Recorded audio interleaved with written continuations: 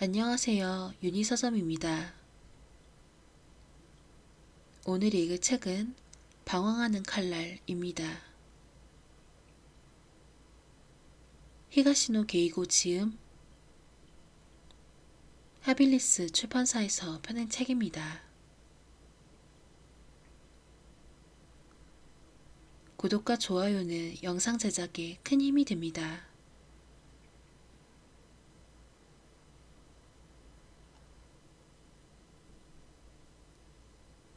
눈에 날아오는 총신의 둔탁한 번뜩임에 나가미네의 가슴 깊은 곳이 저릿했다.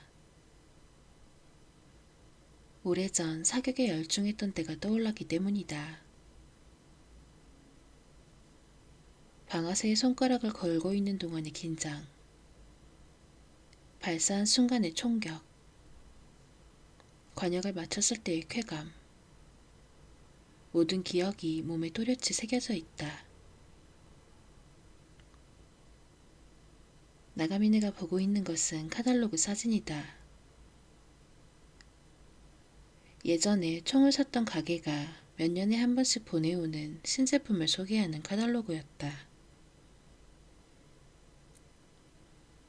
사진 아래에는 총 떼는 방광택, 이탈리아제 케이스 포함이라고 적어 있다. 그는 가격을 보고 한숨을 내쉬었다. 95만원이라니. 취미에 쓸 금액은 아니다. 게다가 그는 이미 사격을 관뒀다. 안구 건조증 때문에 경기에 지장이 생겼기 때문이다. 원인은 반도체 회사에서 오랫동안 IC 설계를 담당하고 있던 탓에 디스플레이를 너무 들여다봤기 때문이다. 그는 카탈로그를 덮고 안경을 벗었다. 안구 건조증이 나아지니 이번에는 노안이 시작되었다. 지금은 작은 글씨를 읽으려면 안경을 꼭 써야 한다. 딸 에마는 그가 안경을 찾을 때마다 할아버지라고 놀린다. 노안이라도 사격은 할 수 있으나 솔직히 더는 눈을 혹사시키고 싶지 않다. 총 사진을 보면 설레기도 하지만 그저 옛날 추억이기 때문에 떠오를 뿐이다. 소중히 보관하고 있던 총도 지난 1년 동안 한 번도 손질하지 않았다.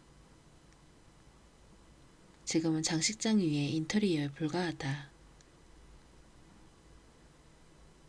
벽시계가 7시를 넘어서고 있다.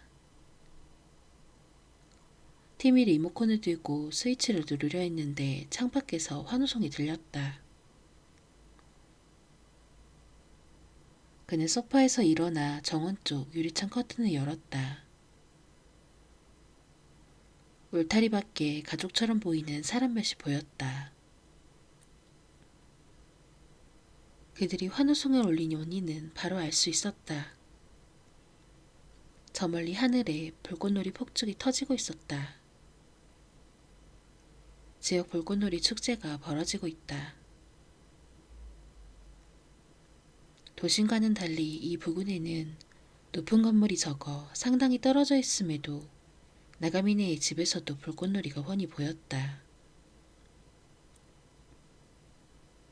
여기서도 보이니 굳이 인파 속에 묻혀 있을 필요도 없을 텐데.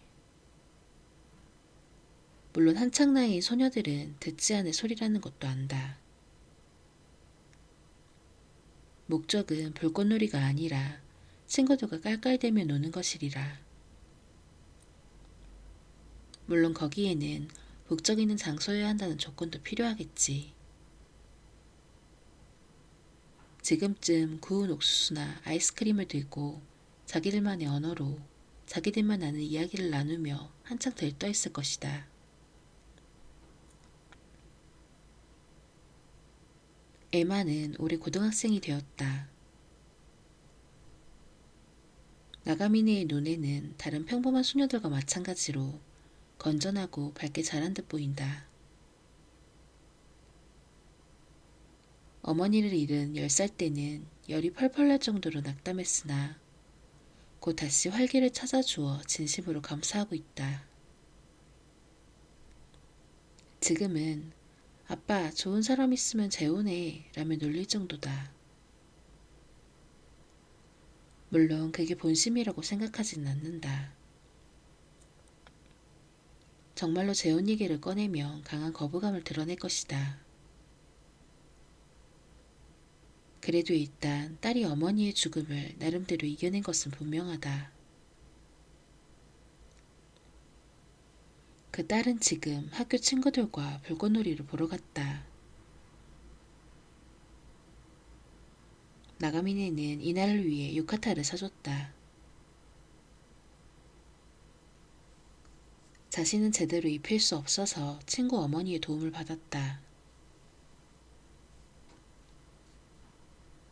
딸의 유카타 차림을 보고 싶었던 나가미네는 사진을 찍어보내 라고 했는데 에마가 그 말을 기억할지는 아무래도 의심스럽다. 노느라 정신이 팔리면 다른 얘기는 깡그리 있는 나쁜 습관이 있다. 딸은 카메라가 달린 휴대전화를 가지고 있으나 거기에는 친구들만 찍혀있을 게 뻔하다. 딸에게는 초등학교 때부터 휴대전화를 가지고 다니게 했다. 무슨 일이 생기면 언제든 연락할 수 있게 하려고 건넨 것이다. 어머니가 없는 그녀에게 휴대전화는 유일한 보호막이었고 나가미네가 안심하고 일하러 가게 해주는 도구이기도 했다. 불꽃놀이 축제는 9시까지라고 들은 그의 딸에게 끝나면 곧장 돌아오라고 눈노이 당부했다. 조금이라도 늦어지면 전화하라고도 했다. 나가미네의 집에서 가장 가까운 역까지는 걸어서 10분 정도이다. 길가에 민가가 있긴 하나 밤이 깊어지면 인적이 끊기고 가로등도 많지 않다. 시계바늘을 보고 나가미네는 혼자 쓴웃음을 지었다. 지금 에마의 머릿속에 아버지의 말 같은 건 전혀 들어있지 않겠지.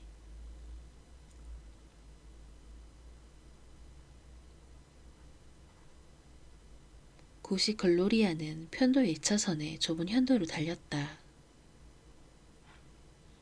가로등이 별로 없어 앞이 잘 안 보이는 터라 커브를 돌 때마다 튀어나오는 전봇대가 신경이 거슬렸다. 조수석에서 아스야가 혀를 찼다. 이게 뭐야? 여자는커녕 걸어다니는 사람 하나 없네. 이런 곳을 어슬렁대봤자 별 볼 일 없겠어. 장소를 바꾸자. 어디로 갈 건데?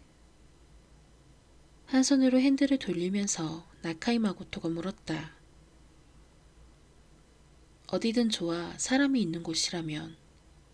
이런 시골길을 달려봤자 소용없으니까. 그런 말 해봤자 일반 도로로 들어가면 오늘 밤은 불꽃놀이라 어디든 차가 막힌다고. 그래서 여기까지 온 거잖아. 유턴에 불꽃놀이는 끝났잖아. 슬슬 여자들이 집에 갈 시간이야. 뒷자리에 가이즈가 운순역 시트를 발로 찼다. 아니 지금 돌아가면 정체에 휘말린다고. 거기까지 가면 안 되지 이 멍청한 녀석아. 조금 아까 역을 지나쳤잖아. 거기서 내리는 사람 중에는 집이 멀어 터덜터덜 걸어가는 여자도 있을 거야. 그럴까? 꿈을 대지 말고 빨리 유턴하라고. 사냥감을 놓치겠어. 가이지는 다시 운전석 시트를 발로 찼다. 마코토는 욱하고 화가 치밀었으나 잠자코 핸들을 돌렸다. 가이지와는 싸우기 도리가 없었다. 아스야도 가이즈의 편을 들 것이다. 이 녀석들은 진심이야. 마코토는 새삼 생각했다. 진심으로 여자를 성폭행할 계획이다. 가이지는 지금 두 종류의 약을 가지고 있다. 하나는 클로로포름이다. 어디서 입수했는지는 모르겠으나 그의 말로는 그것을 이용해 전에도 여러 번 어린 여자아이를 성폭행했다고 한다. 기절시킨 다음 마음대로 했다는 것이다. 다만 그대로는 질의 페니스를 삽입하기 어려워 료선을 준비한다 했다. 성폭행한 다음에는 여성을 그 자리에 놓아두고 도망쳤단다. 마코토는 이제까지 용케 사망자가 안 나왔구나 싶었다. 피해자가 경찰에 신고했을 테지만 지금까지 수사의 손길이 가이즈의 땅에게 미치지 않고 있다. 그래서인지 지금은 완전히 이 일의 맛을 들렸다. 가이즈가 가진 또 다른 약은 그의 표현에 따르면 이른바 마법의 가루라는 것이다.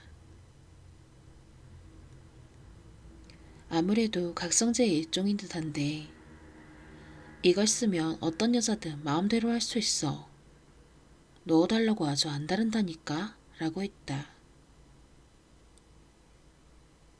시부야인가 어딘가에서 2, 3일 전에 입수했다는데 그는 지금 이 약을 쓰고 싶어 안달이나 있다. 여자 사냥을 가자. 마코토가 이 전화를 받은 것은 오늘 저녁이다. 차를 가져오라는 게 가이지의 지시였다. 이걸 거기에 바르잖아? 그러면 완전히 노예가 되는 거지. 굉장하지 않냐? 가이지는 약이 든 비닐봉지를 보여주며 눈을 번뜩였다. 이 셋은 중학교 동급생이다. 그 시절부터 온갖 사고를 치고 다녔다. 차례로 고등학교를 자퇴하는 바람에 연대의식이 더 강해졌다. 갈치와 절도는 일상 다반사이며 아저씨 노상강도에 나선 적도 있다. 강간에 가까운 성폭행도 몇 번 했는데 잔뜩 취해 시도한 것이다. 상대 여성들도 생판 모르는 남자들을 따라 나섰으니 잘못이 없는 것도 아니라는 생각에 마코토에게도 별다른 죄의식은 없다. 하지만 약을 이용해 성폭행하다니 그건 어떨까? 그저 눈앞에 나타났다는 이유만으로 여자에게 그런 짓을 해도 될까? 이런 짓은 하지 말자. 마코토는 둘에게 그렇게 말해야 했다. 그러나 그런 말을 했다가는 둘이 어떤 욕설을 퍼붓고 폭력을 가할지 불보듯 뻔하다. 그것만이 아니다. 가이지는 다른 녀석들까지 불러 모아서 마코토를 린치할 게 틀림없다. 예전에 가이지에게 대들었다가 집단구타를 당해 얼굴이 엉망이 된 아이가 있다. 그 아이는 경찰에 가서도 가해자들의 이름을 모른다고 주장했다. 가이즈의 이름을 대면 더 심한 보복을 당한다는 사실을 알았기 때문이다. 그 린치에는 마코토도 참여했다. 그때 가이즈가 말했다. 적당히 하지 마라. 다시는 대들지 못하게 해야 해. 어정쩡하게 하면 경찰에 말할 테니까.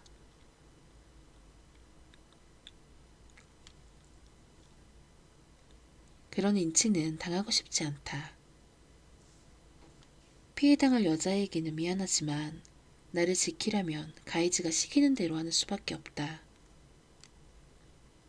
마코토는 자신을 다독였다.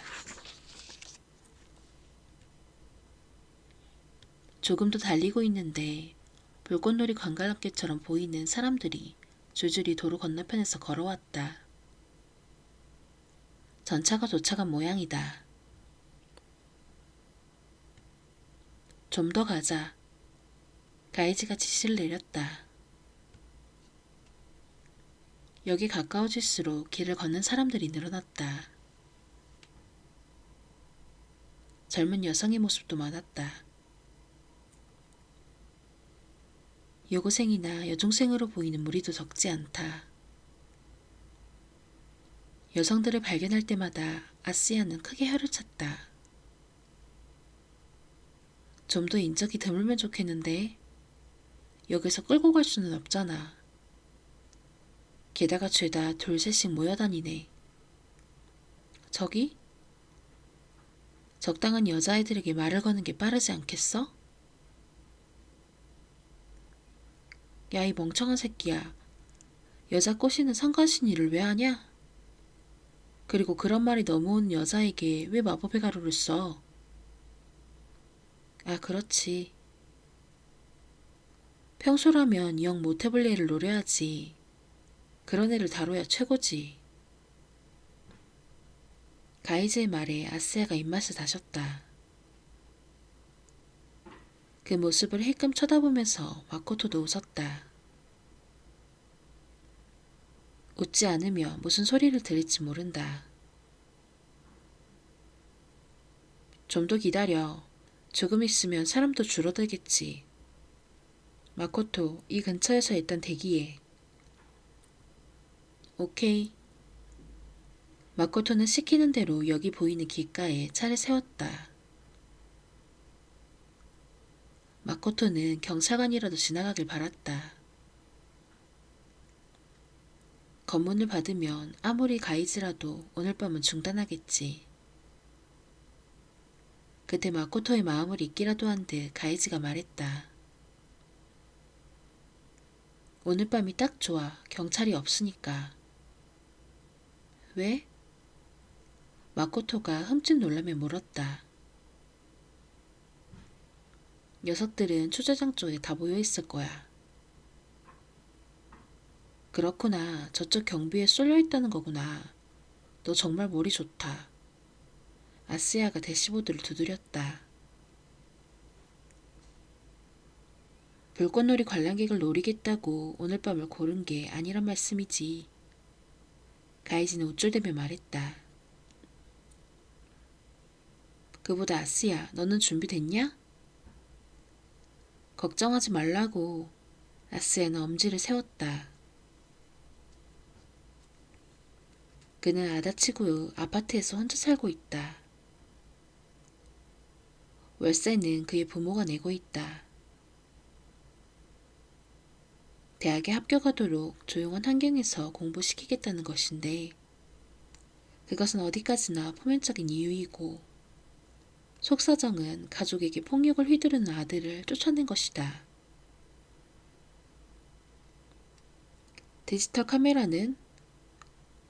디지털 카메라도 캠코더도 다 준비했어. 좋았어. 이제 사냥감이 오길 기다려야겠군. 가이즈는 담배에 불을 붙였다. 가이즈는 여자애를 강간할 때 반드시 디지털 카메라나 캠코더를 촬영한다. 나중에 시끄러워지는 일을 막기 위한 면도 있으나 그의 취미이기도 했다. 아스야의 방 책장에는 그들의 사냥 성과가 빼곡하게 꽂혀있다. 다시 전차가 도착한 듯 역에서 사람들이 우르르 쏟아져 나왔다. 아까보다 수가 적다. 어이 저기. 아스야가 앞을 가리키며 뒤를 돌아봤다. 가이즈가 앞좌석 시트 사이로 몸을 내밀었다. 저 유카타? 괜찮네.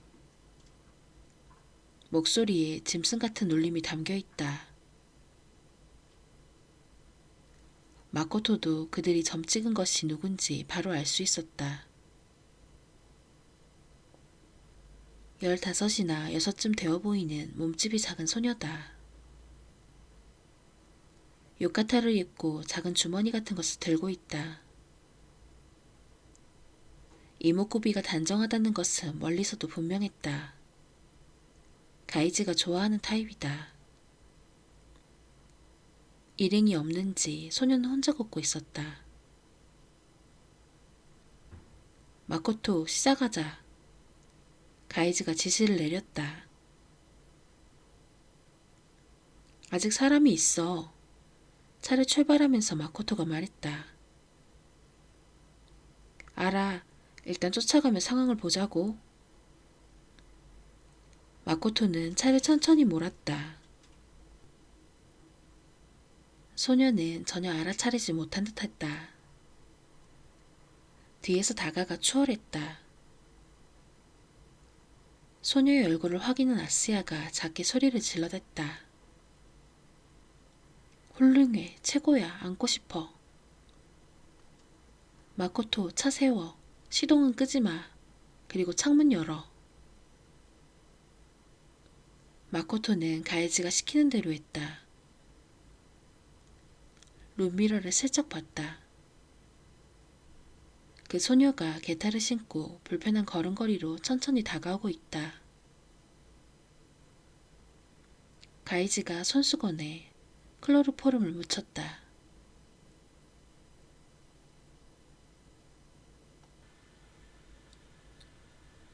뉴스 프로그램이 시작되는 TV에서 벽시계로 시선을 옮겼다. 아까부터 같은 동작을 반복하고 있다. 시계바늘은 10시 근처를 가리키고 있다. 나가미네는 이제 곧 전화 가고 있구나 싶었다. 불꽃축제는 9시라고 들었다. TV에는 프로야구 결과가 나오고 있다. 응원하는 구단이 이겼는데도 영 머리에 들어오지 않았다. 그는 일어나 무선전화기를 들었다. 에마의 휴대전화 번호는 거기에 등록되어 있다. 하지만 지금 걸어드릴까 망설여졌다. 얼마 전 친구와 노래방에 간 에마가 너무 늦어져 걱정되어 전화를 걸었다가 에마의 항의를 들었다. 노래방에 가면 2시간쯤 노래하는 건 상식이야. 걱정해주는 건 고마운데 나도 이제 어린애가 아니니까 좀 믿어. 친구들이 놀린단 말이야. 나 적당히 나 좀 놔줘. 아직 넌 애야. 생각만 했을 뿐 말로 나오지는 않았다. 나가미네는 최근 1년 딸의 성장에 당황하고 있었다. 딸이 뭘 생각하고 밖에서 어떻게 행동하는지 전혀 몰라 어떻게 대해야 하는지도 몰랐다. 그저 자신의 지나친 애정에 딸이 힘들어한다는 것만은 알았다. 나가미네 회사 동료 중 에마 또래와 딸이 있는 사람도 적지 않았다. 모두 같은 고민을 안고 있다. 딸의 마음을 모르겠다는 것이다. 아, 그 또래 딸들은 다루기 힘들어. 나도 간신히 기분을 맞출 뿐이고 나머지는 아내에게 맡길 수밖에 없지. 대부분 그렇게 말했다. 이럴 때는 역시 아내가 있으면 좋았을 텐데 그런 생각이 들었다. 어떻게 혼내야 할지도 모르겠고 어떻게 가르칠지보다 미움을 받고 싶지 않은 마음이 큰 자신이 한심했다. 다시 시계를 봤다. 시계바늘은 거의 움직이지 않았다.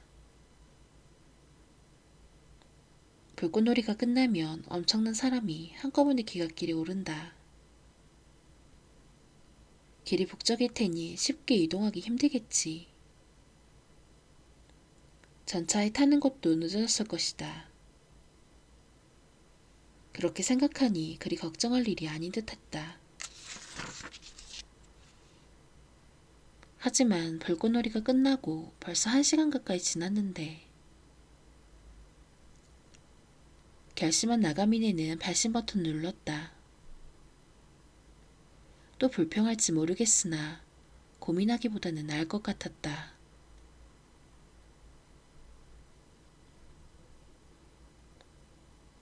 현재 히트 중인 노래의 멜로디가 울렸다. 마코토는 깜짝 놀랐다. 으악, 뭐야? 그냥 휴대전화야, 쫄았냐? 가이지는 말하며 보스럭보스럭 뭔가 찾는 소리를 냈다. 여자애가 들고 있던 주머니 모양의 백을 연 듯했다. 휴대전화 벨소리가 계속 울렸다. 가이즈가 휴대전화를 찾은 모양이다. 전원 꺼버려. 아스야가 말했다. 지금 끊으면 의심할 거야. 그냥 두면 울리다 말겠지. 가이즈의 말대로 멜로디가 끊겼다. 이어서 전원을 끄는 소리가 났다. 이제 됐다. 먼저 끄지 않게 잘했네. 실수할 뻔했어. 이사철리네. 아주 훌륭한 먹잇감이야. 아스야가 잔뜩 들뜬 목소리를 냈다. 가이지는 의미심장한 미소를 지었다. 옷감 스치는 소리가 마코토의 귀에 들렸다. 요카타 속에 손을 넣는 것 같다. 요카타의 소녀는 지금 뒷자리에서 가이지와 아스야 사이에 끼어있다. 완전히 의식을 잃은 듯 움직이는 기척이 전혀 없다. 마코토가 넋놓고 봤을 만큼 가이지와 아스야의 움직임은 빨랐다. 차를 멈추고 소녀가 지나가기를 기다렸다가 주위에 사람이 없는 것을 확인하더니 가자 라는 가이지의 한마디에 차에서 뛰쳐나왔다. 우선 아스야가 소녀를 앞질러가 갑자기 멈추고 돌아섰다. 소녀는 놀란 듯 걸음을 멈췄다. 다음 순간 뒤에서 가이즈가 덮쳤다. 미리 준비한 클로로포름을 적신 손수건으로 소녀의 입을 막았다. 소녀의 다리가 푹 꺾일 때까지 5초도 걸리지 않았다. 둘은 소녀를 부축하면서 마코토를 봤다. 빨리 차를 대라는 뜻이다. 마코토가 옆에 차를 대자 그들은 소녀를 양쪽에서 부축해 뒷자리에 태웠다. 그들의 민첩함을 보니 얼마나 똑같은 짓을 많이 해왔는지 상상할 수 있었다. 거기 도착하기 전에 깨면 어떡해? 마코토가 물었다. 당분간 깨지 않을 거야. 가이즈가 대답했다. 깨면 또 클로로포름을 대면 돼. 계속 쓰면 좋지 않아. 잘못하면 죽을 수도 있어. 진짜야? 어디선가 들었어. 냄새를 맡게 하는데도 방법이 있대. 양이 부족하면 금방 깨고 지나치면 의식이 돌아오지 않을 수도 있다고. 그 부분이 까다로워. 가이즈는 정말 똑똑하구나. 클로로포름 사용으로는 일본 최고일 거야. 아스의 아부에 가이즈가 낮게 웃었다. 그저 입을 막는다고 끝나는 게 아니라고. 동시에 가슴을 꾹 눌러야 해. 그럼 숨쉬기 힘드니까 순간 깊이 숨을 들이키거든. 그래야 클로로포름이 잘 들어가 바로 실신하지. 말만큼 간단한 일이 아니라니까. 굉장해. 그쪽은 앞으로도 네게 맡길게. 그래. 이 조합이 제일 좋네. 예상보다 예쁜 소녀를 손에 넣어선지 둘은 상당히 들뜬 상태다. 아싸의 방으로 데려가면 약의 힘을 빌려 그들은 더 광기에 사로잡힐 것이다.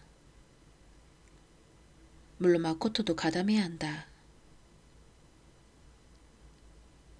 차는 강을 건너 아다치구로 들어갔고 곧 아싸에가 아파트 앞에 도착했다. 소녀는 깨지 않았다. 주위에 인적이 없는 것을 확인하고 셋이서 소녀를 아싸의 집까지 옮겼다. 집은 1층이다.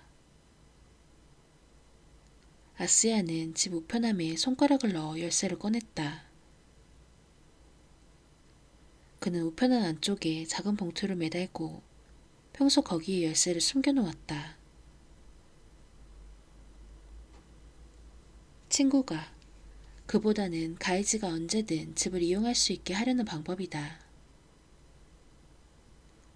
실제로 가이즈는 맘대로 이 집을 드나드는 듯하다.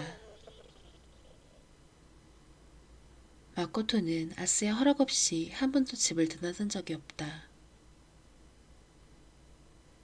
소녀를 방으로 옮긴 직후 마코토의 휴대전화가 울리기 시작했다. 착신 표시를 보니 아버지였다.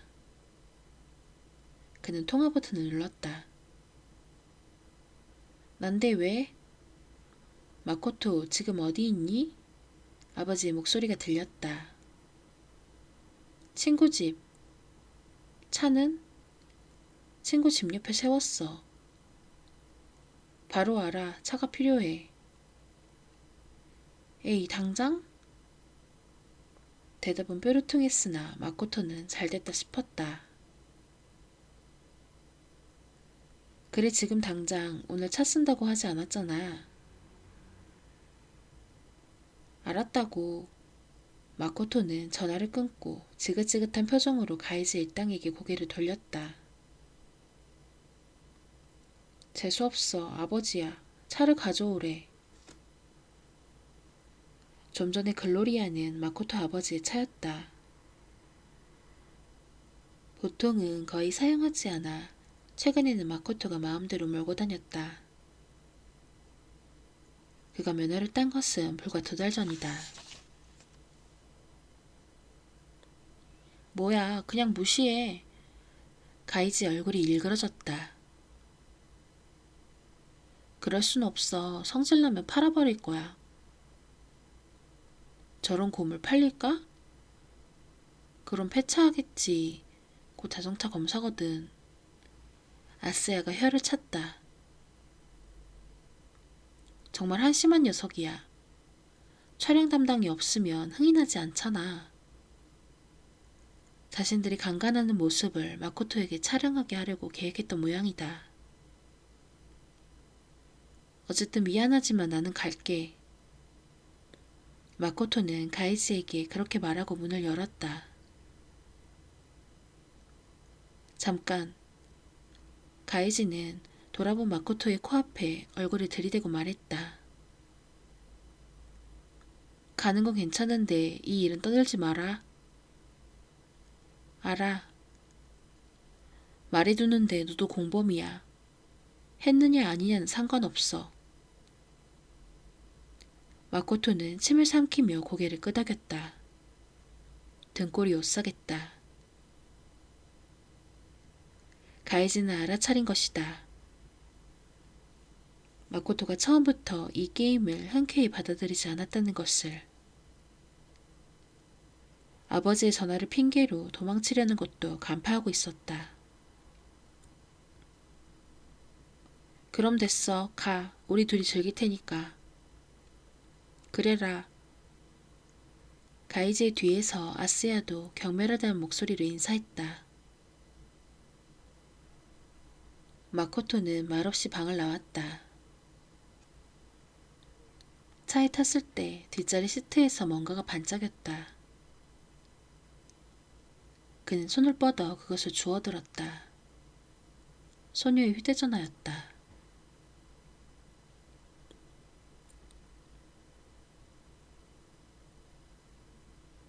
담뱃갑을 들던 나가미네는 이미 텅 빈 것을 깨닫고 양손으로 찌그러뜨렸다. 테이블 재떨이에는 담배꽁초가 수북했다. 그는 벽시계를 보고 머리카락을 쥐어뜯었다. 이마에서 흐른 땀이 관자놀이를 타고 흘렀다. 그런데도 그는 더위를 전혀 느끼지 못했다. 오히려 온몸에 소름이 돋았다. 불길한 예감이 온몸을 짓누르는 것만 같다. 전화기가 울렸다. 나가미는 벌떡 일어나 전화기를 들었다. 그러나 거기 표시된 번호를 보고 낙담했다. 에마의 휴대번호가 아니다. 여보세요, 나가미니입니다만. 아, 저 미화인데요. 어린 소녀의 목소리가 들렸다. 나가미네는 이 목소리를 들은 기억이 났다. 조금 전 전화로 들었던 목소리다. 가나이 미화는 오늘 밤 에마와 함께 불꽃놀이를 보러 갔던 친구이다. 에마의 귀가가 늦어지자 걱정된 나가미네가 미화의 집에 전화했다. 미화의 말로는 에마와는 전차 안에서 헤어졌다고 한다. 미화의 집에서 가장 가까운 역은 나가미네의 집보다 한 정거장 앞이다. 다른 친구들과는 이미 헤어졌고 그때 에마는 혼자였다고 한다. 그대로 전차를 타고 왔다면 에마는 역까지 도착했다는 소리다. 거기서 어디로 사라졌단 말인가? 시각은 이미 12시를 넘어서고 있었다. 일단 오늘 함께 불꽃놀이를 보러 간 아이들에게 다 전화를 돌렸어요. 하지만 아무도 에마가 어디 갔는지 모른대요. 헤어진 다음 에마에게 메일이나 전화를 받은 아이도 없고요. 그래? 알았다. 고맙구나. 이제 불꽃놀이에 안 간 아이 중에서 친한 아이들에게 전화할게요. 혹시 아는 게 있을지 모르니까요. 그래주면 고맙겠구나. 하지만 괜찮을까? 너무 늦은 시간이라. 뭐든 하지 않으면 불안해서요. 너무 걱정돼요. 에마에게 무슨 일이 있나 해서. 미화는 더는 말을 잇지 못했다. 고맙다. 그럼 무슨 일 있으면 연락해 줄래? 기다리고 있을 테니까. 네, 꼭 연락드릴게요. 미화는 그렇게 말하고 전화를 끊었다. 가나이 미화만이 아니라 친구들은 지금 곳곳에 연락을 취하고 있을 것이다. 하지만 사실 나가미네는 내심 그 아이들을 원망하는 마음이 있었다. 에마에게 불꽃놀이 같은데 가자고 하지 말지. 이성적으로는 말도 안 되는 심술이다. 하지만 그런 마음이 도통 사라지지 않았다. 소파에 앉았는데 이번에는 현관에서 초인종이 울렸다. 나가미니는 인터폰을 들고 대답했다. 네. 경찰입니다. 억눌린 목소리가 돌아왔다. 가나이 미화에게 상황을 물어본 뒤 나가미네는 현지 경찰서에 신고했다. 그로부터 40분이 지나서야 출동한 모양이다. 찾아온 사람은 경찰관 2명이었다. 둘 다 제복을 입고 있다. 나가미네는 그들을 거실로 들어오게 해 다시 사정을 설명했다. 여기로 오기 전에 여기저기 문의해봤는데 현재까지 비슷한 여학생을 보호하고 있다는 보고는 없습니다. 불꽃축제 현장이나 그 주변에서도 특별한 사건은 없었답니다. 연장자로 보이는 경관이 말했다. 딸은 역까지 돌아온 것 같습니다. 그러니까 만약 무슨 일이 있었다면 역 주변일 겁니다. 그럴 가능성이 큰 것 같습니다. 그래서 지금부터 역합을 좀 조사해 볼 생각입니다. 경관의 말투에 나가미네는 답답함을 느꼈다. 대대적으로 수색하는 게 아닙니까? 그러자 경관은 곤란하다는 듯 눈썹을 떨어뜨렸다. 나가미네 씨의 마음은 잘 압니다. 하지만 만에 하나를 고려해 너무 크게 움직이는 것은 좋지 않습니다. 만에 하나? 그러니까 경관은 입술을 적셨다. 따님이 유교되었다면 범인을 자극하지 않는 게 좋습니다. 경찰이 대대적으로 수색을 시작했다는 사실을 알면 계획을 중지할 수도 있습니다. 그럴 경우 따님의 신변이 위험해집니다. 유괴? 그 말에 나가미네는 발밑이 꺼지는 듯한 절망을 느꼈다. 지금까지 상상해보지 못한 끔찍한 일이었다. 신변의 위험이라면 살해된다는 말입니까? 나가미네는 신음하듯 물었다. 따님이 범인의 얼굴을 봤을 테니까요. 경관은 힘들게 대답했다. 나가미네의 얼굴이 일그러졌다. 무슨 말이든 하려 했으나 목소리가 나오지 않았다.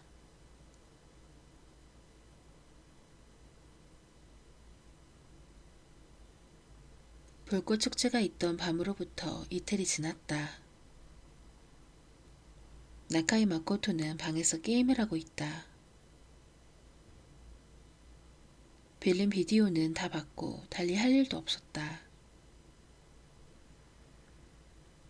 2주 전에는 운송회사에서 아르바이트를 했지만 지금은 아무것도 안 하고 있다. 아르바이트에서 잘린 이유는 근무태도 불량이다. 확실히 지각이 잦았다.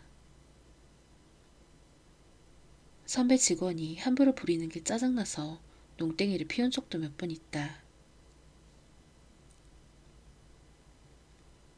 한동안 아르바이트에서 잘린 사실을 부모님에게 말하지 않았다. 알면 잔소리를 퍼부을 줄 알았다. 그런데 부모님은 알고도 별말을 하지 않았다. 내심 안도하면서도 이제 자신에게는 아무것도 기대하지 않는 것 같아 영 씁쓸했다. 마코토의 아버지는 건설회사에 다닌다. 정년까지는 아직 10년 가까이 남았으니 그때까지는 아들이 어떻게든 독립해주길 바랄지 모른다. 어머니는 근처 서점에서 일한다. 마코토가 아르바이트 하는 동안에는 아침을 차려줬는데 최근에는 아무것도 준비해놓지 않고 출근한다. 물론 마코토가 대체로 대낮이 되어야 이부자리에서 기어나오기는 하지만 말이다. 장래에 대해 불안이 없는 건 아니다. 고등학교를 중퇴했고 앞으로 학력을 이어갈 것 같지도 않다. 이대로 살다가는 제대로 된 직업 하나 찾지 못한다는 것도 잘 안다. 전문 학교라도 다녀볼까 생각해 본 적도 있지만 어떤 분야의 어떤 기술을 배워야 할지 도통 모르겠다. 애당초 그는 누군가에게 뭘 배우는 일을 정말 못한다. 뭔가를 습득하기 위해 노력하는 게 싫다. 지금 이대로 그럴듯한 직업을 가능하다면 편하게 돈 벌 수 있는 일이 할 수 없을까? 그런 태평한 생각이나 하고 있다. 게임에 질린 그는 화면을 TV로 바꿨다. 저녁 뉴스 프로그램이 시작되고 있었다. 그는 혀를 차며 채널을 바꿨다. 그러나 어디나 같은 프로그램만 나왔다. 평소라면 홀쩍 집을 나가서 아스야나 가이즈 일당과 합류했을 것이다. 하지만 마코토는 며칠 전날 밤이 영 마음에 걸렸다. 자신을 겁쟁이 배신자로 여길 것만 같아 그들과 만나는 게 영 불편했다. TV 채널을 차례로 바꾸고 있을 때였다. 어린 소녀의 얼굴 사진이 크게 나오는 것을 보고 그는 손가락 움직임을 멈췄다. 남자 아나운서의 목소리가 들렸다. 행방불명된 것은 사이타마현 가와구치시에 사는 회사원 나가미네 시게키 씨의 장녀 에마입니다. 친구들과 불꽃축제에 간 후 돌아오는 도중 연락이 끊겼다고 합니다. 사이타마 현경과 가와구치 경찰서에서는 에마 양이 사건에 휘말린 것으로 보고 마코토는 눈을 부릅떴다. TV에 나온 나가미네 에마라는 소녀는 이틀 전에 그들이 납치한 여자아이가 틀림없었다. 그의 휴대전화는 전원을 끈 상태로 지금도 마코토의 책상 서랍에 있다.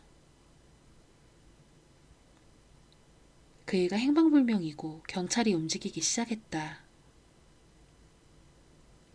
가이즈 일당이 아직도 그 애를 놔주지 않았단 말인가? 아니면 평소처럼 어딘가 방치했는데 아직 발견되지 않았나? 그렇다면 방치된 채 죽어버린 게 아닐까? 심장의 고동이 격렬해지고 TV 리모컨을 쥔 손이 땀으로 푹 젖었다. 그는 더 자세한 정보를 얻고 싶어 채널을 바꿨다. 그때 마코토의 휴대전화 벨소리가 울렸다. 그는 놀라 리모컨을 놓치고 말았다. 휴대전화에 번호 표시를 보니 아스야였다. 마코토는 떨리는 손으로 통화 버튼을 눌렀다. 여보세요? 목소리가 갈라졌다. 나야. 응. 지금 혼자야? 응, 그런데? 여자아이는 어쨌는지 묻고 싶었으나 말이 나오지 않았다. 차 있어? 있는데, 왜? 지금 그럼 당장 가져와. 아파트 아래로. 알겠어? 뭐야? 안 된다는 거야? 아싸의 목소리가 절박하게 들렸다. 아니, 안 된다는 건 아니야. 어디 가나 싶어서. 너랑은 상관없잖아. 차만 빌려주면 되는 일이야. 알겠어? 응, 알았어. 마코토가 뉴스를 봤다고 말하기 전에 전화가 끊겼다. 마코토는 휴대전화를 든 채 한참을 망연자실하게 있었다. 아스야가 차를 빌려달라고 한 게 처음은 아니었다. 그러나 이런 타이밍에 말을 꺼낸 건 중요한 의미가 있다고 생각하지 않을 수 없다. 목이 너무 말랐고 식은땀 같은 것이 겨드랑이 밑을 흘렀다.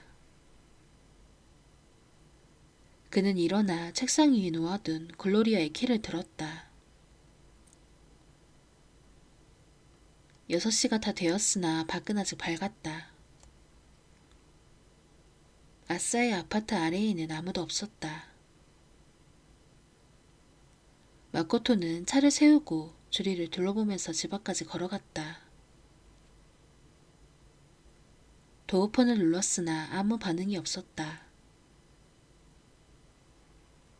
마코토는 이틀 전 소녀를 이리로 데려왔을 때를 떠올렸다. 가이즈와 아스야는 그 뒤 소녀를 어떻게 했을까? 문은 잠겨 있었다.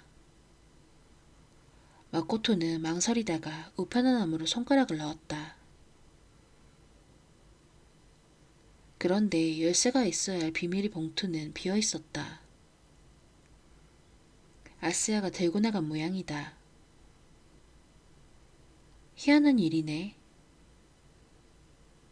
아스야는 가이즈와 함께 행동할 때도 열쇠는 반드시 여기 넣어두었다. 이전에 취해서 열쇠를 잃어버린 적이 있기 때문이다. 마코토는 문에서 떨어져 아파트 뒤로 돌아가 아무도 보지 않는 걸 확인한 뒤 베란다 울타리를 넘어 살짝 열린 커튼 틈으로 얼굴을 들이댔다. 안은 어두컴컴했다. 그러다 열심히 눈에 초점을 맞추니 조금씩 안이 보였다. 바닥에 캔맥주와 스낵과자 봉투가 흩어져 있다. 시선을 더 옮겼을 때 그를 흠칫하게 만드는 것이 눈에 들어왔다. 하얀 손이다. 손은 아싸의 침대에서 튀어나온 듯했다. 그러나 마코토의 위치에서는 손목까지만 보였다. 가는 5개의 손가락은 가볍게 구부러져 있었는데 꿈쩍도 하지 않았다.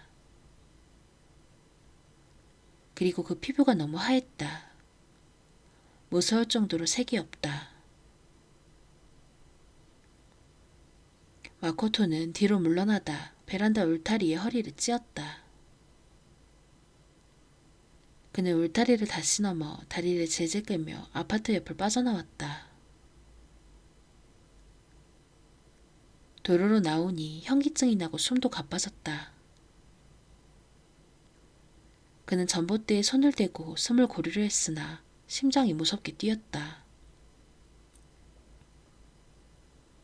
구역질이 나서 입을 막고 차로 돌아오니 아스야와 가이즈가 기다리고 있었다. 둘 다 종이 가방을 들고 있다.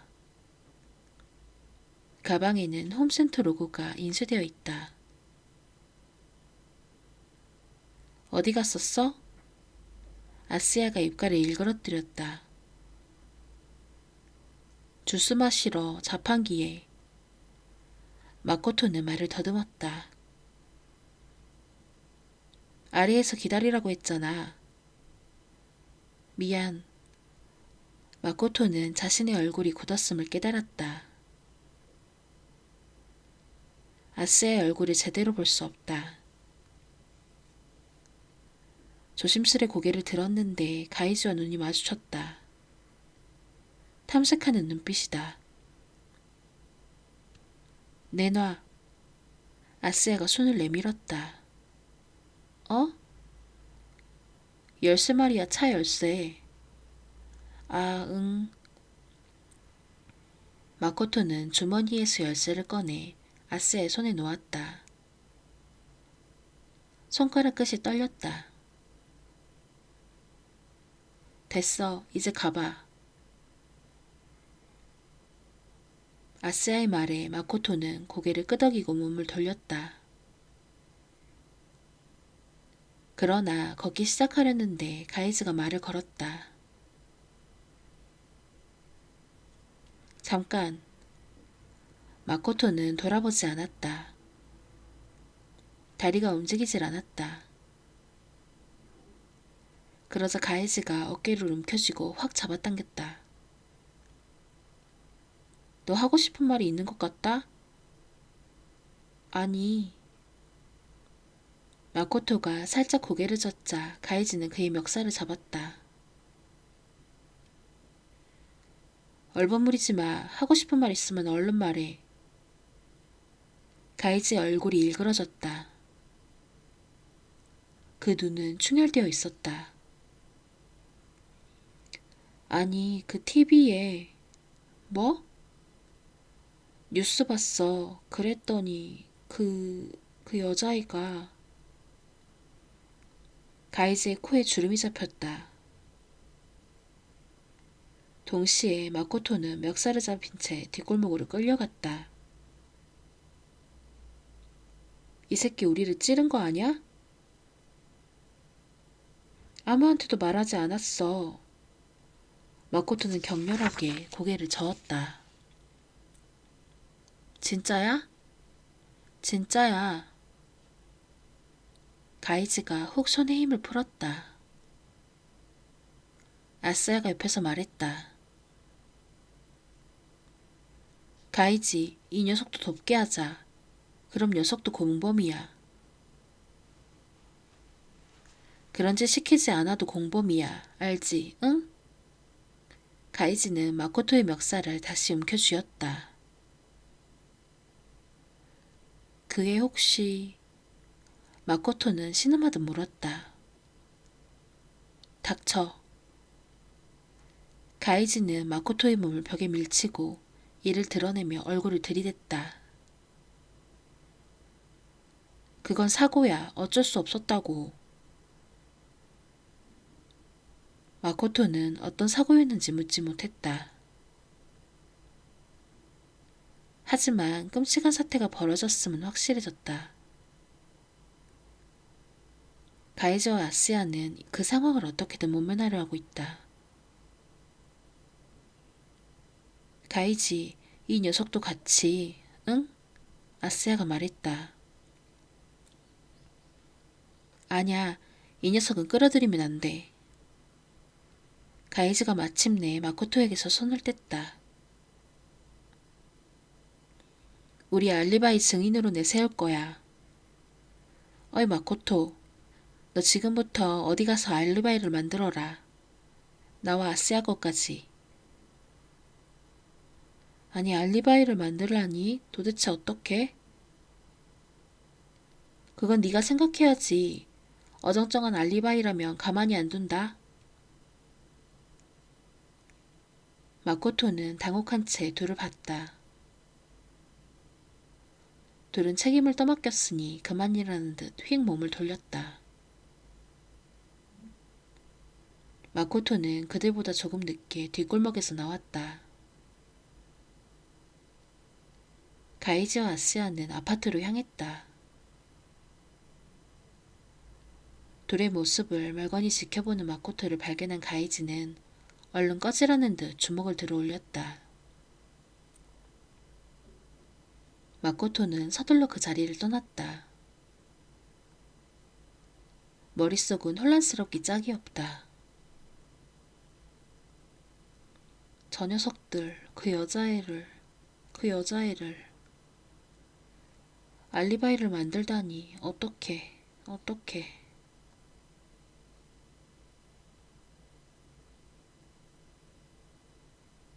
나가미네는 어둠 속에서 눈을 떴다. 순간 뭐가 뭔지 알 수 없었다. 그리고 간신히 자신이 잠들었음을 깨달았다. 에마가 행방불명된 이래 제대로 잠든 건 처음이다. 그는 침대에 누워 있었다. 그러나 잠옷 차림은 아니다. 바지에 폴로 셔츠 차림 그대로였다. 죽어 제대로 씻지 못했고 옷도 갈아입지 않았다. 나가미니는 머리맡에 시계를 봤다. 디지털 표시가 0시를 조금 넘기고 있는데 정오인지 한밤중인조차 알 수 없었다. 방이 어둠에 휩싸인 것은 덧문을 닫아뒀기 때문이다. 시계를 보고 있으니 서서히 기억이 돌아왔다. 위스키를 마시면서 밤이 새기를 기다렸다. 날이 밝자 바로 집을 나가 제일 먼저 우편함을 들여다봤다. 에마를 유기한 자가 어떤 메시지를 넣어놓지 않았을까 기대했기 때문이다. 그러나 조간신문 외에는 아무것도 들어있지 않았다. 낙담의 침실로 돌아와 누웠다가 그대로 잠든 모양이다. 지금 그는 에마가 유괴되었길 바라길 뿐이다. 그쪽이 살아있을 가능성이 크다고 생각했기 때문이다. 돈이 목적인 유괴라면 돈만 주면 살아 돌아오길 기대할 수 있다. 지금 상황에서 유괴가 아니라면 에마가 무사히 돌아오는 일은 기대할 수 없다. 하지만 꼬박 하루가 지나자 경찰은 유괴 가능성이 희박하다고 판단했다. 유괴가 아니라 보고 언론에 보도하자고 제안했다. 나가미네는 동의했다. 사건을 공개 수사하는 편이 수사하기 쉽다는 경찰의 말을 받아들였기 때문이다. 나가미네는 천천히 침대에서 일어났다. 머리가 아주 무겁고 나른함이 온몸을 짓눌렀다. 뭔가 생각할 기력조차 없다. 얼굴을 문지르자 거친 수염의 감촉과 배어난 기름기가 손바닥에 묻어나온 듯했다. 그는 자신이 세수조차 하지 않았음을 깨달았다. 천천히 일어나는데 전화가 울렸다.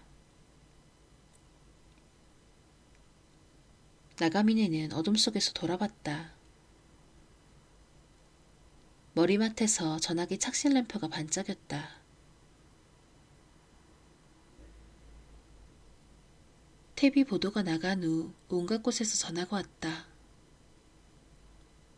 친척, 지인, 회사 동료, 다들 위로해주고 격려했다. 괜찮아, 틀림없이 무사할 거야.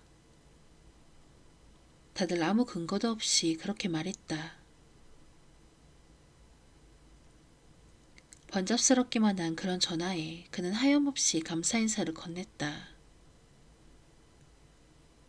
속으로는 그냥 좀 내버려두라고 소리치고 싶었다. 또 그런 전화일까? 아니야. 그는 생각했다. 그야말로 근거랄 게 전혀 없는데도 그냥 직감이 들었다. 에마에 관한 중대한 뭔가를 알려주는 전화야. 나가미네는 무선 전화기를 들고 통화 버튼을 눌렀다. 네, 여보세요? 나가미네 씨 댁입니까? 낯선 남자 목소리였다. 그렇습니다만. 나가미네 시기키시죠? 네. 내가 대답하자 잠시 침묵이 흐른 후 상대가 말했다. 경시청입니다. 실은 따님인지 확인해 주셨으면 하는 케이스가 있어서요. 어둠 속에서 나가미네는 얼어붙었다.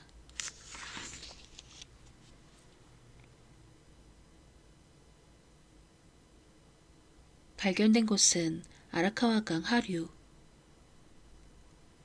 가사이바시의 조금 북쪽이다. 아라카와 스나마치 강변공원이 근처에 있다. 소형 선박으로 이동 중이던 낚시꾼이 제방에 걸린 듯 강에 떠있는 것을 발견했다. 새벽 5시가 넘은 시각이다. 그것은 폭 수십 센티미터, 길이 2미터 정도의 파란 비닐 시트로 감싸져 있었고 물에 떠있던 건 나무 사다리가 밑에 깔려 있었기 때문이다. 낚시꾼은 처음에는 단순한 불법 투기물인 줄 알았다. 그런데 쌍안경으로 살펴보니 비닐시트 끝으로 사람 발목 같은 게 나와 있는 것을 보고 경찰에 신고했다. 조토 경찰서원이 급히 인양하니 전라의 젊은 여성으로 얼굴과 지문을 온전했다. 사다리 위에 올려놓은 탓에 많이 젖지 않아 부패도 거의 진행되지 않았다. 사망 후 얼마 안 되어 투기한 것으로 추측되었다. 처음에는 사체 유기 사건으로 수사를 시작했으나 살인사건으로 전환되는 것은 시간 문제였다. 경시청에서 나온 수사관들은 이미 그럴 계획으로 초동수사에 나섰다. 사체의 신원이 판명되는 데는 그다지 많은 시간이 걸리지 않았다. 사이타마현 가와구치시에서 행방불명되었던 15세 소녀와 신체적 특징이 유사했기 때문에 바로 지문조회가 이루어졌고 양자가 동일하다는 것이 확인되었다. 아버지인 나가미네 시게키에게 전화한 것은 그 다음이다. 경시청 수사일과의 오리베 다카시는 반장인 히사스카와 함께 나가미네의 시신 확인에 입회했다. 나가미네가 조토경찰서에 도착했을 때는 병자처럼 야위었고 이미 반쯤 넋이 나간 상태였다. 그런데도 딸의 무참한 모습을 실제로 본 아버지는 마지막 기력을 쥐어 짜기라도 한 듯 울부짖었다. 그의 절규와 성난 울부짖음이 영원히 끝나지 않을 것처럼 되풀이되었고 그걸 듣고 그 깊은 슬픔에 압도된 오리배는 다리가 마비되어 꼼짝도 하지 못했다. 말을 걸 수도 없었다. 하지만 진정되시면 언제라도 좋으니까 이야기를 듣고 싶다는 히사스카의 말에 놀랍게도 나가미네는 당장이라도 상관없다고 대답했다. 그때 그의 얼굴을 보고 오리배는 흠칫 몸을 떨었다. 정신을 다 놓아버릴 정도로 울고 난 후의 얼굴에는 범인에 대한 증오만이 남아있었다. 조토경찰서 음득실을 빌려 나가미네 이야기를 듣기로 했다. 히사스카가 유적의 사전 청취를 직접 하는 것은 매우 드문 일이다. 나가미네는 딸이 행방불명 되었을 때를 무거운 말투로 자세하게 이야기하기 시작했다. 그는 가져온 수첩을 이따금 보면서 에마가 나간 시각, 그가 마지막으로 딸의 휴대전화에 전화한 시각 등을 말했다. 아무래도 그 수첩은 에마가 행방불명 된 순간부터 쓴 듯하다. 그 수첩을 좀 보여주시겠습니까? 히사스카가 물었다. 이거요? 상관없습니다만. 나가미네는 주저하며 내밀었다. 오리배는 수첩을 넘기는 반장의 모습을 옆에서 살펴봤다. 수첩에는 휘길겨 쓴 글자로 다양한 내용이 적혀 있었다. 불꽃놀이 종료 9시. 에마 일행 귀가 9시 20분경? 이라는 기록도 있다. 딸의 친구에게 들은 내용일 것이다. 잠시 저희가 빌려가도 될까요? 히사스카가 말했다. 그러세요. 도움이 된다면 좋겠습니다만. 아버님의 마음이 담긴 수첩이니까 반드시 범인 체포로 이어질 겁니다. 히사스카의 말에 자극을 받았는지 나가미네는 괴로운 표정으로 고개를 흔들었다. 왜 우리 애가 그런 일을, 왜 우리 애를 노렸는지. 신음하듯 중얼거린 다음 고개를 들어 오리배 일행을 바라봤다. 역시 살해된 거죠? 오리배는 히사스카의 여벌고를 봤다. 히사스카는 천천히 입을 열었다. 그건 아직 뭐라고 드릴 말씀이 없습니다. 무엇보다 사인이 분명하지 않아서. 목이 졸렸다고 하지 않았나요? 나가미네는 자신의 목을 만졌다. 그런 흔적은 없었습니다.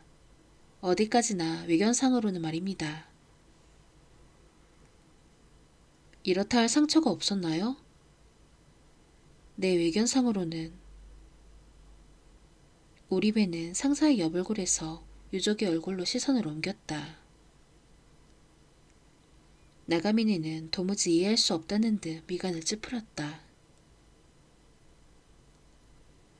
시신이 사법회부로 넘겨졌으므로 밤이 되면 사인등이 밝혀질 겁니다. 히사스카가 말했다. 타살인지 아닌지는 그 결과를 보고 판단할 겁니다. 당연히 타살 아닙니까? 그렇지 않으면 왜 강에 버렸겠습니까? 나가미네는 눈을 치켜떴다. 죽일 생각은 아니었는데 어쩌다 죽어버렸다. 곤란해져 시체를 처리했다. 흔한 일이죠.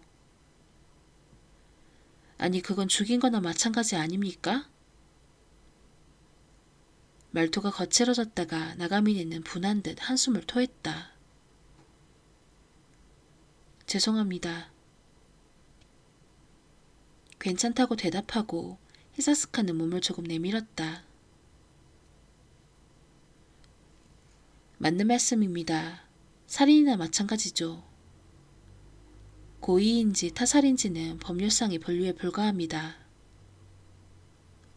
그러므로 저희도 살인범을 쫓는다는 생각으로 범인을 잡겠습니다. 그것만은 약속드리겠습니다. 말투는 담담했지만 히사스카의 말에는 무거운 울림이 있었다. 진심에서 나온 말임이 나가미네에게도 전해졌는지 그는 고개를 숙였다. 잘 부탁드립니다. 오리배는 히사스카와 함께 나가미네를 경찰서 현관까지 배웅했다. 그가 형사가 운전하는 차에 타는 것을 지켜본 뒤 발걸음을 돌렸다. 주사에 대해 왜 말하지 않으셨습니까? 오리배가 물었다. 말이 뭐하게? 하지만 나가미네 씨는 사인을 알고 싶어 했습니다. 사인은 언젠가 알게 될 거야. 현 시점에서 추측을 얘기해봤자 무슨 의미가 있나? 의미는 없을지 모르지만 히사스카는 걸음을 멈추고 오리배의 가슴을 손가락으로 찔렀다. 기억해도 유적은 무슨 일이든 알고 싶어 하지. 모르는 게 좋은 것도 알고 싶어 한다고. 하지만 말이야, 사건 관련 정보를 알면 알수록 유족은 괴로울 뿐이야. 그렇다면 되도록 알리지 않는 것도 형사의 일이야. 하지만 그것 때문에 피해자 측의 정보가 전달되지 않는 게 문제라고. 그래도 괜찮아. 히사스카는 그렇게 말하고 걷기 시작했다. 오리배는 석연치 않은 표정으로 뒤를 쫓았다. 히사스카는 시신의 외견상 상처가 없다고 말했는데 실제로는 그렇지 않았다. 나가미네 에마의 팔에는 주사에 의한 뇌출혈 흔적이 곳곳에 남아있었다. 치료 때문에 놓은 주사로는 보이지 않았다. 놓은 방법도 위치도 엉망이라 의료진이 놓지 않은 게 명백했다. 각성제구나. 수사관들은 생각했다. 오리배도 그랬고 히사스카도 마찬가지일 터다. 갑자기 대량의 약물을 투여하면 급성 중독에 의해 심장마비를 일으키는 일이 가끔 있다. 물론 히사스카의 말대로 이건 추측이다. 어쩌면 나가이메 에마는 독살되었을지 모른다. 또는 주사는 사인과 직접 관련이 없을지 모른다. 그렇다고 해도 오리배는 현재까지 알고 있는 사실을 아버지에게 알려야 하는 게 아닐까 생각했다. 밤이 되어 사법회부 결과가 나왔다. 오리배를 비롯한 히사스카 반의 수사관은 경시청 한방에 모였다. 사인은 급성 신부전. 체내에 남은 소변에서 반응이 나왔다. 마약이야. 히사스카는 서류를 들고 내뱉듯 말했다. 그 자리에 있던 13명의 수사관 선원에게서 한숨 같은 소리가 흘러나왔다. 그럼 살인으로 이건은 무리겠군. 마노라는 베테랑 형사가 말했다. 그건 범인을 잡은 다음 생각하지. 히사스카는 달래듯 말했다. 미성년자에게 마약을 쓰게 하고 그 결과 죽게 했다면 세상에 이목이 모일 거야. 언론도 시끄러울 테고. 마약 쪽부터 추적할까요? 다른 형사가 물었다. 그쪽부터 추적해야지. 하지만 그리 기대할 수는 없어. 범인은 아마추어 같아. 적어도 약을 잘 다루지 못하는 놈이지. 히사스카는 서류를 보면서 이야기했다. 사용량이 어마어마했고 이미 들은 사람도 있겠지만 주사 방법도 형편없었어. 정맥을 찾아 여러 번 찔렀다는 게 감식의 의견이야. 익숙한 놈들이라면 그런 짓은 하지 않아. 형사 하나가 혀를 찼다. 어차피 어린 놈이 어딘가에서 얻은 약을 반쯤 재미로 마구 쩌댕걸 거야. 히사스카가 그 형사를 노려봤다. 왜 어린 놈이라 하는 거지? 아니 그야. 선입관은 금물이야. 그렇게 말하고 히사스카는 서류로 시선을 떨구었다. 방 공기가 무거워졌다. 오리배는 위화감을 느꼈다. 모두 같은 생각을 하는 것 같은데 그게 뭔지 모르겠다. 그는 이 부서에 배속된 지 얼마 되지 않았다. 범인이 피해자와 모르는 사이였다는 건 분명하죠? 만우가 화제를 바꿨다. 그렇겠지. 서류를 보면서 히사스카가 대답했다. 오리배도 이 대화의 근거는 이해했다.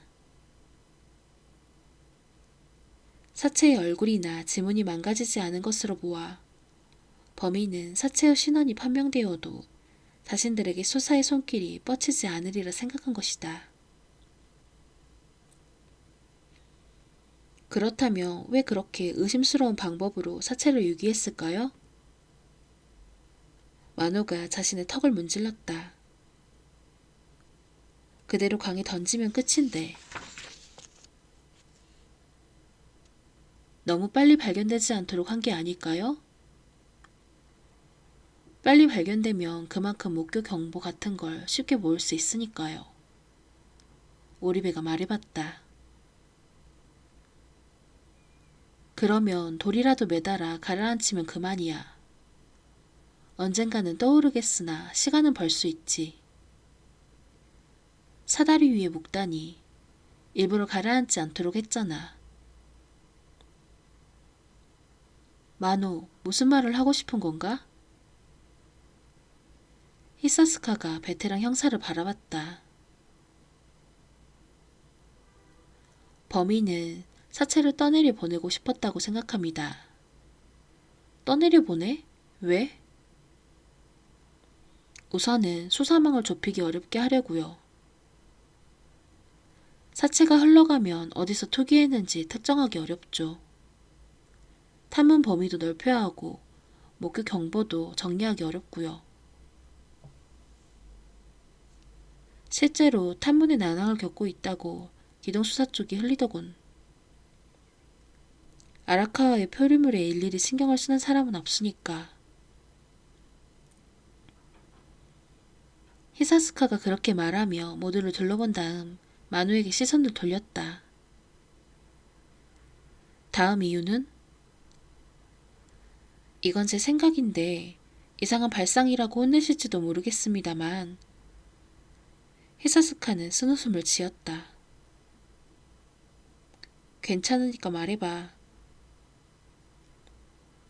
범인의 거주지가 아라카와에서 그리 멀지 않은 곳이 아닐까요? 왜 그렇게 생각하지? 사체 유기는 매우 어렵습니다. 유기 현장 상황을 잘 알아야 하죠. 아라카와 강에 버렸다는 것은 범인이 그곳을 잘 안다는 거죠. 그런데 사체가 가능한 멀리 흘러가길 바랐다. 그건 범인의 심리와 관련된 것 같은데요. 그러니까 사체가 계속 자신이 사는 근처에 있는 게 싫었다는 말인가? 그렇습니다. 히사스카는 고개를 끄덕이고는 침묵했다. 생각에 잠긴 얼굴이다. 그렇다면 처음부터 아라카와 강이 아니라 다른 곳에 버리면 되는 거 아닙니까?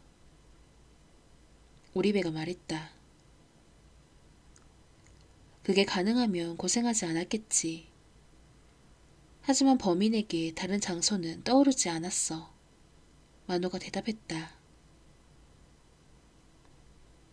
아라카와강 상류라면 나가미네 에마가 행방불명된 장소에서 가깝습니다. 마노 선배의 설이 타당하다면 범인은 자택에서 그리 멀지 않은 곳에서 여학생을 납치했다가 근처에 사체를 버린 겁니다. 아주 행동 범위가 좁은 녀석이죠. 다른 형사가 말했다. 맞아. 범인은 아마도 소녀의 납치에도 시체 유기에도 차를 사용했을 텐데 늘 몰고 다니는 건 아닐 거야. 어쩌면 자기 차가 아닐 수도 있지. 면허를 딴 지 얼마 안 되어 멀리 나간 경험이 없는 인간. 이런 식으로 생각해보면 안 될까? 마노. 히사스카가 곤혹과 비난이 섞인 시선을 부하에게 던졌다. 죄송합니다. 너무 단정적이었죠? 마노가 선선히 사과했다. 범인상을 분석하는 건 좋아. 하지만 고정관념을 심지 말게.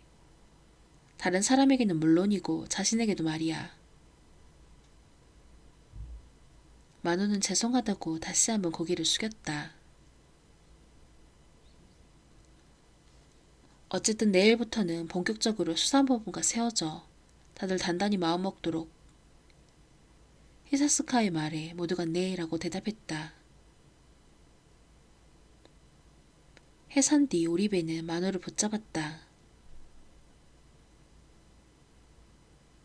반장님은 범인이 소년일 가능성을 고려하지 않는 겁니까? 그러자 마노는 어깨를 으쓱하더니 후배 형사의 얼굴을 떨어지게 바라봤다. 그렇게 확신하고 있어서 오히려 입에 올리지 않는 거야. 네? 그래서 우리도 이러고 있지.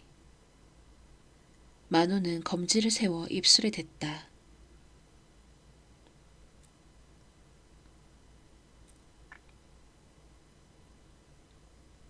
마코토가 그 뉴스를 본 것은 집에서 늦은 저녁을 먹고 있을 때였다. 아버지는 회사 모임으로 집에 오지 않았고 어머니는 문화센터 친구들과의 회식이라며 저녁 때 외출했다. 마코토가 먹고 있는 것은 어머니가 준비해둔 지라시 스시였다. 초밥에 생선과 갖은 채소를 얹은 것이었어야 했으나 자신의 입에 들어가는 것은 즉석식품 재료를 얹은 데 불과하다는 것을 안다. 된장국도 즉석식품이다. 아주 오랫동안 어머니가 만들어준 음식을 먹지 못했다. 어머니의 주장은 어차피 아무도 집에서 밥을 안 먹으니 영 할 맛이 안 나 라는 것이다. 하지만 정성 없는 음식만 하니까 집에서 먹고 싶은 마음이 생기지 않은 거지. 그런 논리가 마코토에게 있다. 아버지도 마찬가지 아닐까? 저녁을 먹으면서 TV를 본 적은 있으나 채널을 뉴스에 맞춘 적은 한 번도 없다. 그런데 하필 오늘 밤에 뉴스를 본 것은 어떤 예감이 들었기 때문이다. 가이지와 아스야가 차를 빌린 것은 어제였다. 그들은 그 차를 어디에 사용했을까? 어렴풋이 짐작은 했으나 마코토는 그 상상을 구체적으로 그리는 게 두려웠다. 두 번 다시 그 차에 타고 싶지 않을 것 같아서. 어젯밤이라기보다는 오늘 새벽이 되어서야 아스야가 전화했다. 아파트까지 차를 가지러 오라는 것이다. 아스야의 목소리는 조금 떨리는 것처럼 들렸다. 마코토의 집에서 아스야의 아파트는 걸어가기에는 너무 멀다. 그렇다고 자전거로 가면 올 때 자전거가 처치곤란이 된다.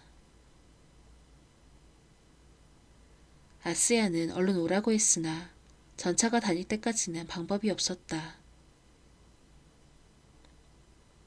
그럼 아파트 앞에 놔둘 테니까 전체 운행이 시작되면 가지러 와, 알았어? 어기면 가이즈에게 이를 거야. 아스야는 그렇게만 말하고 전화를 끊었다. 말투에 너무나 여유가 없다. 마코토는 어쩔 수 없이 시키는 대로 첫 차를 타고 아스야의 아파트로 갔다. 차를 빨리 돌려받고 싶은 마음도 있었고 그들이 무슨 짓을 했는지 알고도 싶었다.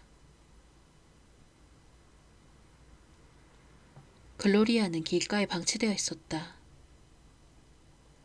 마코토는 휴대전화로 아스야에게 전화를 걸었다. 늦었잖아. 이른 아침인데도 그는 바로 전화를 받았다. 잠들지 못했구나.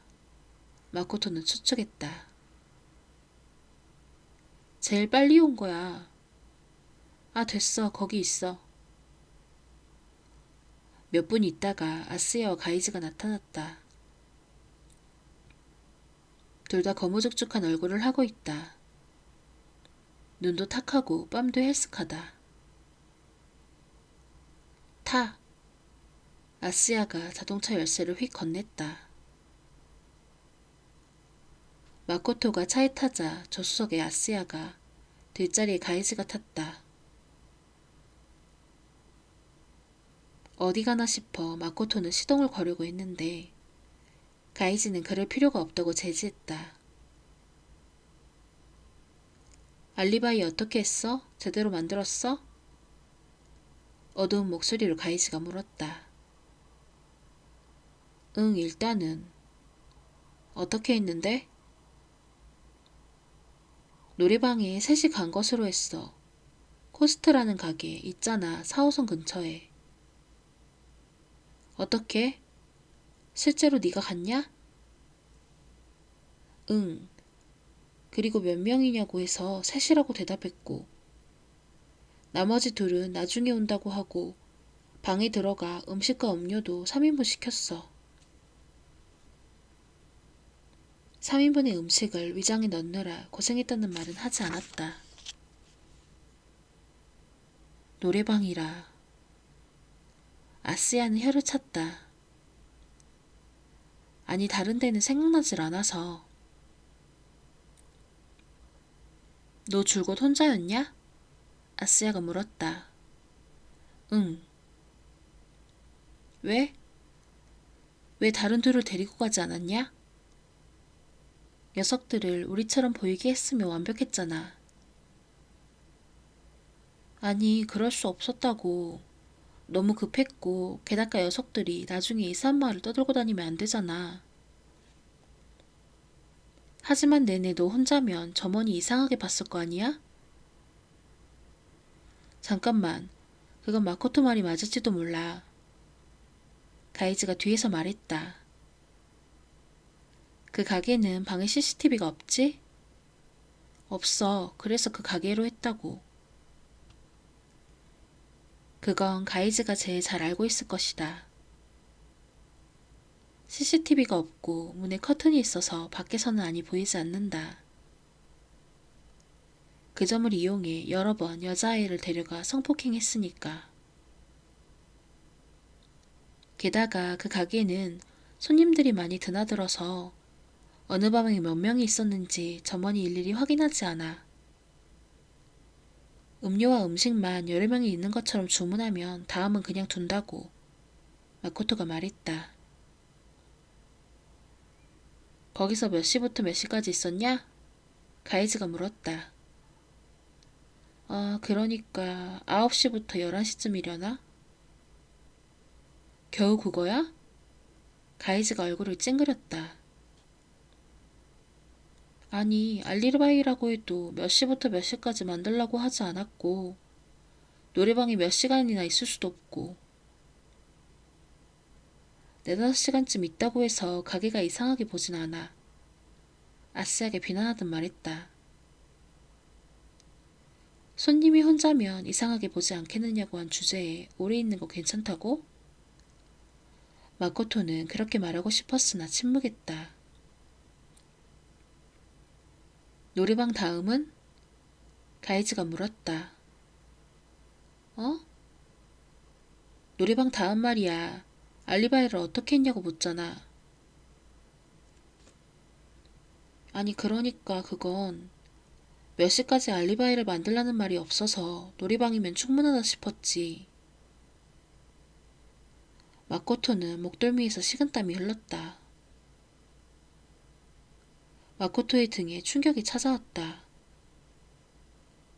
가이즈가 운전석 등받이를 발로 찬 것이다. 뭐야? 그게 다야? 달랑 3시간으로는 의미가 없잖아. 우리가 한밤중에 얼마나 고생했는지 아냐? 아스야가 이를 드러냈다. 아스야.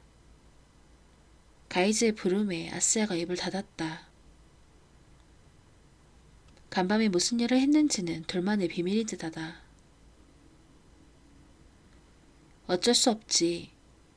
노래방 다음에는 패밀리 레스토랑에 간 것으로 하자. 늘 가는 아니스야. 그리고 다음은 아스야의 집으로 왔어. 우리 셋은 내내 같이 있었던 거야. 그렇게 하자. 가이즈가 결단을 내린 듯 말했다. 나도? 마코토가 놀라 뒤로 고개를 돌렸다. 그런 그의 어깨를 가이즈가 잡았다. 뭐야? 불만 있어? 아니야, 그런 건 아니야. 그럼 뭔데? 알리바이를 누군가에게 경찰이나 지물 받은 일이 있는 거야? 그럴 일이 있어? 가이즈는 흥 콧방귀를 끼고 마코토의 어깨에서 손을 뗐다. 만에 하나를 위한 준비야. 아마 별일 없을 테지만 경찰 녀석들이 여기저기 냄새를 맡고 다니다가 우리에게 눈을 돌릴 수도 있으니까. 그럼 어젯밤 알리바이보다 그날 밤 알리바이가 중요한 거 아냐? 그 여자애를 납치한 번 말이야. 마코토의 말에 아스야가 불쾌한 듯 입가를 일그러뜨렸다. 그들도 속으로는 그렇게 생각한 듯하다.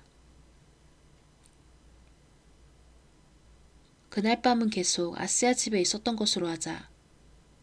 만약 누가 물으면 그렇게 대답하는 거야. 알겠냐? 가이즈가 말했다. 그건 알겠는데 나는 중간에 집에 갔잖아. 차를 돌려주려. 아버지가 기억할 텐데. 차를 집에 놓고 뭐 했어? 내 방에 있었지. 그럼 차를 아버지에게 돌려준 다음 아스야 집에 다시 온 것으로 해. 어쨌든 그날 밤도 우리 셋은 같이 있었던 거야. 알겠냐? 마코토가 대답하지 않자 가이지는 이번에는 마코토의 뒷머리를 움켜쥐었다. 어제도 말했지만 너도 공범이야. 너만 빠져나가려 해봤자 그렇게 안 돼. 마코토는 잠자코 고개를 끄덕였다. 자신과는 상관없는 일이라고 소리치고 싶었다. 그러나 그랬다가는 둘에게 어떤 일을 당할지 모른다. 어쨌든 둘은 이미 사람을 죽인 놈들이다. 오케이. 가이지는 마코토의 머리카락을 놓았다. 한동안 모이지 말자. 경찰이 주목하면 큰일이니까. 그렇게 말하고 가이지는 아스야 마주보고 고개를 끄덕인 다음 차에서 내렸다.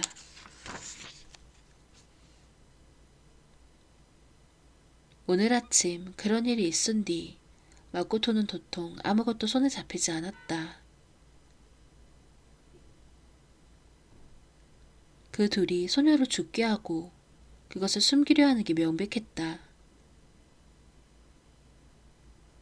그들은 도대체 무슨 짓을 했을까? 차를 어디에 사용했을까? 그게 신경 쓰여 제정신이 아니다 보니 하염없이 뉴스 프로그램을 본 것이다.